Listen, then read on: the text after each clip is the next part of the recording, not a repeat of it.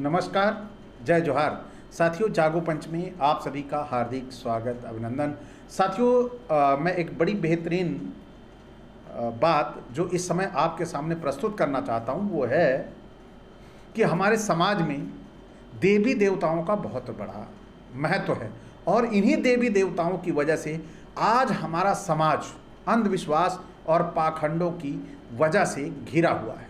क्योंकि इन जो अंधविश्वास और जो पाखंड है, इनके मूल में देवी देवता ही निवास कर रहे हैं।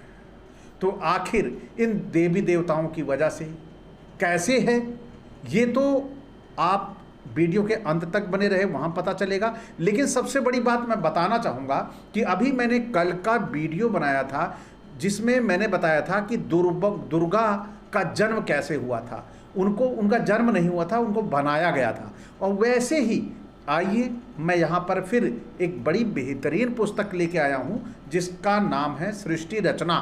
और इसके जो लेखक हैं संत रामपाल जी महाराज। तो संत रामपाल जी महाराज बिल्कुल जो मनवादी साहित्य है और दूसरी तरफ जो रामपाल जी का अपना साहित्य है देवी देवताओं के ऊपर, दोनों बिल्कुल अलग है। लेकिन देवी देवता सारे वही हैं। देवी देवताओं में कोई बंटवारा नहीं हुआ है।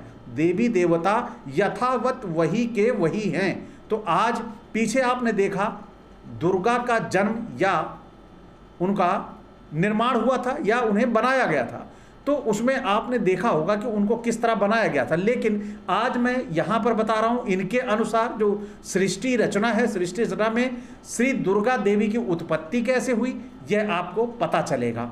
तो इसमें प्रमाण भी इन्होंने दिया हुआ है और यहाँ पर आपको दिखाई भी देगा। जो मैं पढ़ूंगा वो आप पढ़ते भी रहेंगे।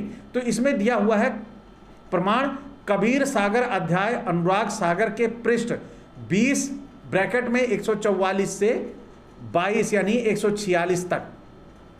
तत्पश्चात पूर्ण ब्रह्म ने सर्वप्रथम स्वीकृति देने वाले हंस को लड़की का रूप दिया।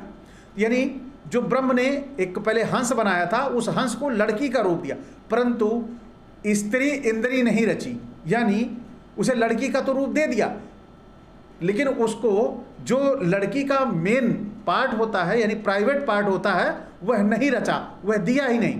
तथा उन सर्व आत्माओं को उन्होंने ज्योति निरंजन ब्रह्म के साथ जाने की सहमति दे दी। यानी एक ब्रह्म अलग है और दूसरा ब्रह्म है ज्योति निरंजन, यहाँ पर ये अलग है। तो उन्होंने सर्व आत्माओं को ज्योति निरंजन के साथ यानी ब्रह्म के साथ जाने की सहमति दे दी। उस लड़की के शरीर में प्रवेश कर दिया तथा उसका नाम आष्टरा यानी आदि माया प्रकृत देवी और दुर्गा पड़ा तथा कहा कि पुत्री, मैंने तेरे को शब्द शक्ति प्रदान की है। जितने जीव ब्रह्म कहे आप उत्पन्न कर देना। पूर्ण ब्रह्म कबीर साहब ने अपने पुत्र सहजदास के द्वारा प्रकृति को क्षर पुरुष के पास भिजवा दिया। सहजदास ने ज्योति निरंजन को बताया कि पिताजी ने इस बहन के शरीर में उन सर्व आत्माओं को प्रवेश कर दिया है जिन्होंने आपके साथ जाने की सहमति व्यक्त की थी तथा इस बहन को वचन शक्ति प्रदान की है। आप जितने जीव चाहोगे प्रकृति अपने शब्द से उत्पन्न कर देगी। यह कहकर सहजदास वापिस अपने द्वीप पर आ गए, अपने घर आ गए। और यहाँ पर आपको ये पता लग गया कि देवी दुर्गा की उत्पत्ति कैसे हुई। उसमें पहले उन्होंने हंस बनाया और हंस बनाने के बाद उन्होंने क्या किया, उस हंस को लड़की बनाया। लड़की बनाने के बाद पहले तो उन्होंने उसको जो उसका प्राइवेट पार्ट है वो नहीं दिया और साथ में ब्रह्म निरंजन जो आत्माएं थी और ब्रह्म था उसको साथ जाने के लिए कह दिया कि भैया ये ब्रह्म लेते जाओ और जाकर अपना निर्माण करो। तो इस तरह देवी दुर्गा की उत्पत्ति होती है। तो साथियों, आप सभी ने देखा कि यहाँ पर देवी दुर्गा का जन्म किस प्रकार से होता है और जो दुर्गा सप्तशती है उसमें देवी दुर्गा का जन्म किस प्रकार से होता है। तो क्या हमारे समाज में जितने भी ये लेखक हैं, पौराणिक लेखक हैं, आधुनिक लेखक हैं, ये इन लोगों में क्या आपसी तालमेल या सामंजस्य नहीं बन पा रहा।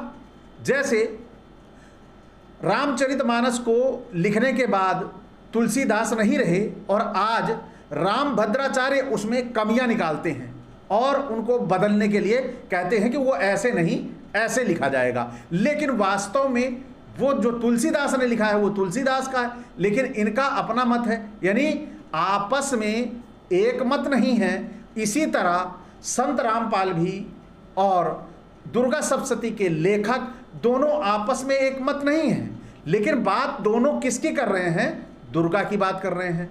दोनों का देवी एक है, लेकिन दोनों की देवी अलग अलग तरीके से पैदा हो रही है। तो वहां पर दुर्गा सप्तशती में देवी पैदा हो रही है, देवताओं की डिमांड पर देवता आते हैं, वो मारे जाते हैं, भगाए जाते हैं, पीड़ित होते हैं महिषासुर के द्वारा, तो भागे भागे ब्रह्मा के पास होते हैं। ब्रह्मा लेके दोनों को शिव और विष्णु के पास जाते हैं और कहते हैं प्रभु इन सब हम सबको महिषासुर ने मार भगाया है और हमारे स्वर्ग को छीन लिया है। तब वहाँ पर विष्णु को गुस्सा आता है और उस गुस्से से उनका मुंह टेढ़ा होता है और वहाँ से एक ज्योति निकलती है। तो इसी तरह सारी ज्योति जो निकलती है सभी देवताओं के शरीर से निकलती है और वहाँ दुर्गा का निर्माण होता है। और यहाँ पर जो ब्रह्म है वह भी एक हंस बनाता है और उस हंस को लड़की का रूप दे देता है और उसमें एक कमी छोड़ता है, लेकिन जब निरंजन के साथ जाने के लिए कहता है तो जाओ इसे अपने साथ ले जाओ। तो साथियों, यहाँ पर आपने देखा होगा कि ये जो मतभेद है, ये मतभेद क्यों है? आखिर क्या ये सभी के सभी अपना सीसीटीवी कैमरा लगाना भूल गए थे? अपना जो वहाँ पर या रिकॉर्डिंग के समय इन्होंने अलग अलग एंगल ले रखे थे या अलग अलग जगह ले जाके शूट किया था, जो इनको अपना इस तरह के अलग अलग सीन दिखाई देते हैं। आखिर हमारे समाज में एक रूपता क्यों नहीं है देवी देवताओं के को लेकर? देवी देवता के सभी देवी देवताओं के जन्म, किताब बदलते ही जन्म का तरीका बदल जाता है। आखिर इस तरह से हमारे समाज को अंधविश्वास और पाखंडों में गिराया जा रहा है, आखिर क्यों? क्या जो अंधविश्वास और पाखंड में गिरकर अपना जीवन नष्ट कर दे रहे हैं, अंधविश्वास और पाखंडों में गिरकर लंबी लंबी यात्राएं करते हैं, पूरा का पूरा परिवार गाड़ी में जा रहा होता है और एक्सीडेंट होती है, पूरी गाड़ी ध्वस्त हो जाती है। आखिर इस तरह की जो चीजें सामने आ रही हैं, अगर ये देवी देवता सभी हैं तो जो उनके भक्त हैं कम से कम वो तो बच जाने चाहिए। और इस तरह उनके भक्त भी नहीं बचते, जो उन पे श्रद्धा रख रहा है पूरा का पूरा परिवार एक एक्सीडेंट में साफ हो जा रहा है। दुर्गा पंडाल में माइक लगा हुआ है, माइक पकड़ने पर अभी दो लोग मर गए। क्या ये क्या है? आखिर क्यों इन देवी देवताओं के चक्कर में हमारे समाज के लोगों को डालकर उन्हें मौत का ग्रास बना दिया जाता है? साथियों, ये बड़ा महत्वपूर्ण है। आप सभी भी इसके बारे में थोड़ा सोचिए कि ईश्वर अपनों को क्यों नहीं बचाता, ईश्वर मासूमों को क्यों नहीं बचाता, ईश्वर उन निरीह जानवरों को क्यों नहीं बचाता जो पाप नहीं करते। तो ये सोचने वाली बातें हैं और आप ये सभी सोचिए कि कुछ ऐसे लोग हैं जो आपको ईश्वर देवी देवताओं के नाम पर बरगला के आपका जीवन नष्ट करने पर लगे हुए हैं। साथियों, आज का ये वीडियो आपको कैसा लगा? क्योंकि आपको इसमें वो जानकारी मिली कि एक ही देवी, लेकिन दोनों ने अपने अपने हिसाब से उसे पैदा किया। तो साथियों, इसमें कौन सही है, ये जो हमारे जो संत रामपाल जी महाराज कह रहे हैं या दुर्गा सप्तशती जो कहती है, दोनों का कंपैरिजन आपके सामने है। आप निर्णय करके कमेंट जरूर करिएगा। और आप अगर अच्छा लगता है कि जागो पंच ने अच्छी बात बताई है तो चैनल को सब्सक्राइब करना ना भूलना, जो हमारे नए साथी देखते हुए यहाँ तक आए हैं। इसी के साथ आपसे विदा, नमस्कार, जय जोहार।